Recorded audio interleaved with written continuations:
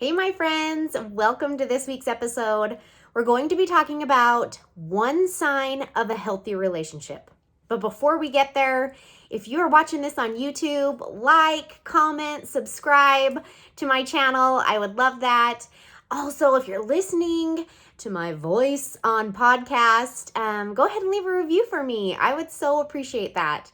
Anyway, I love you guys and thanks for showing up for me every week. It's an honor to be able to help you get through your hard times. Okay, if you are in a relationship or you're thinking about being in a relationship, a sign of a healthy relationship is no mind reading is expected at all. None. Assumptions are the termites of relationships, and that is a quote by Henry Winkler. Let me say that one more time.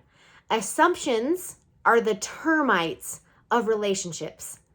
So you assume that they know how you feel. You assume they know you good enough to know that you like this or this. I mean, how many times in your relationship, and I'm guilty as well, if you're like, oh my gosh, they know me. They know what I like. They should do X, Y, or Z. Why are they not doing it? You know, you're setting them up in that they should be reading my mind. And sometimes that's great. I mean, you have a friendship or other relationships or the current one you're in, and sometimes they do read your mind and you're like, what? I love that. Thank you. Or I can't believe that. But the flip side of that is you can't be upset or disappointed if they're not reading your mind.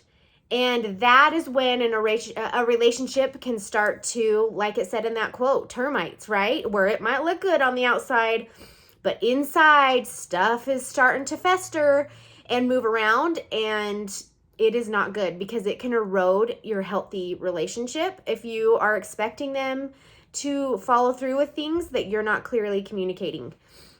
I love a quote, and it is by, Steve Arterburn. He says, great relationships are based on clarity, not mind reading. So be clear with what you want. At the end of today's episode, I'm going to be giving you a couple things to help you if you are in that mind reading zone and you don't know how to pull out of it. I'm going to help you. Let's work on this year, 2022, transformation, how to take us from here to a better place. And that is my goal with you guys and with any of my clients. If you need one-on-one help, you can go to my website, CamilleBauer.com. You can sign up for a free discovery session. I do like life coaching, mentoring. Would love to help you and would be honored if you need that. Let's go on today. Are you waiting for your partner to do what you think they should be doing and you're often disappointed? Be honest. Okay. You need to clearly communicate what you're expecting. How do we drop our expectations and communicate? How do we do it without offending, without being condescending? How do we come across with love but be able to say, hey, this isn't working out for me? Let me give you some tips. Have you clearly stated what you would like from them? So if you are like, oh my gosh, XYZ, they're not doing this, or this. I'm so irritated because we've talked about it before. Maybe you talked about it before and then they thought you didn't need it anymore because you're not bringing it up anymore. So you need to revisit that and clearly state and communicate what you're needing. If you haven't done that, okay, I was working with a client and it's like, my husband never does this right. My husband never did this right. I do everything. I do this, and this. And I'm just like, okay, when was the last time you asked your husband to help you with this, or this? Well, I don't, because he's going to mess up. He's not going to do it right, or it's not going to be done the way I want it. And it's just like, okay, pump the brakes. And can you see how that's so not fair? If that sounds at all like you, it is your fault that your needs are not being met because you're not communicating it and you're not giving the person a chance to show up for you. Even if it isn't perfect, they need to know what you're expecting and what you want, and be given the gift of the opportunity to show up for you. And if you've been burnt in the past because of the requests you've made and they weren't followed through, or they haven't been consistent, revisit that in a loving way. And we'll talk a little bit more about that. Not stating what you need keeps you in a victim mentality. And being in a victim mentality is like poison, okay? No matter what facet of your life you are in, if you play the victim role, it is bad. It is not good for you. You can't move forward. It is not good for growth at all in any place. So if you find yourself, I feel bad for myself and I'm running this and running, don't do it. Victimhood is poison. So we need to get out of the victim mentality if we're in that. And in order to do that, it takes communication. Okay?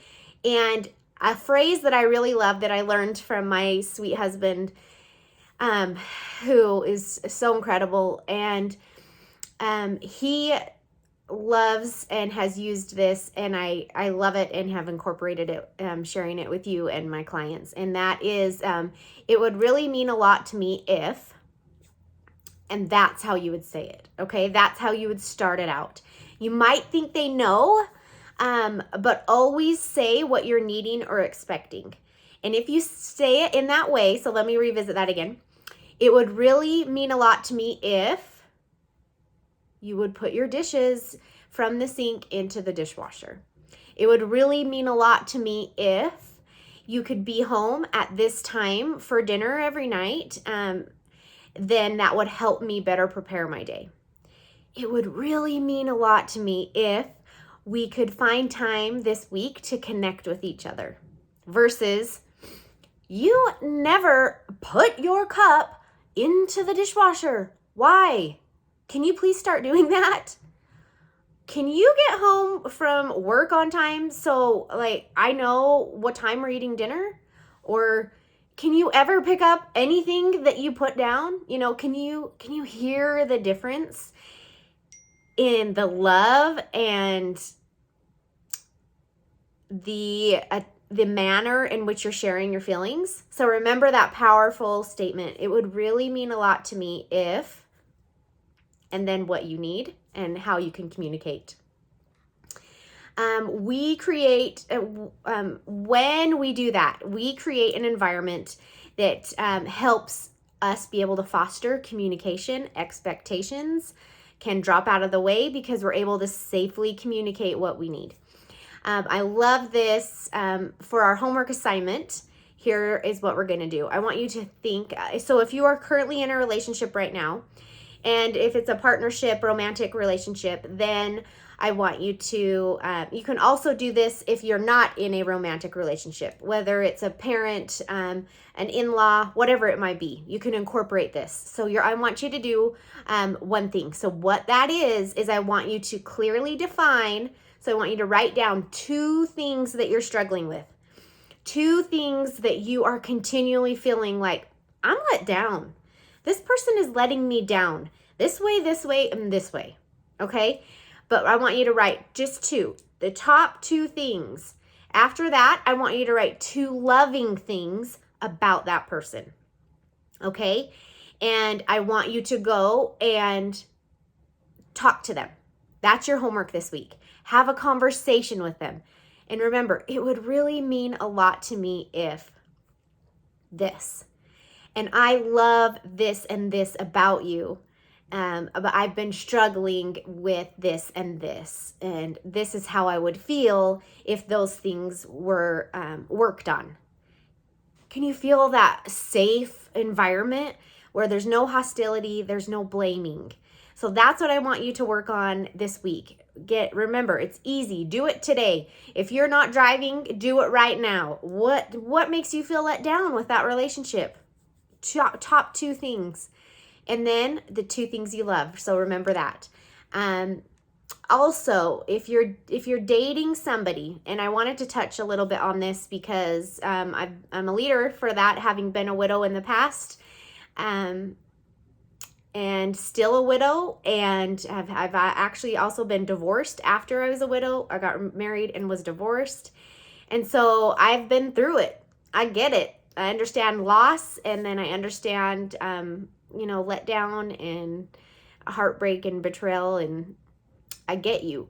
But if you are dating somebody who has lost someone, and I've had a lot of people reach out to me, hey, I'm dating this widow or this widower and XYZ, this question. But speaking to that this week, I wanted to throw out there along the mind reading vein.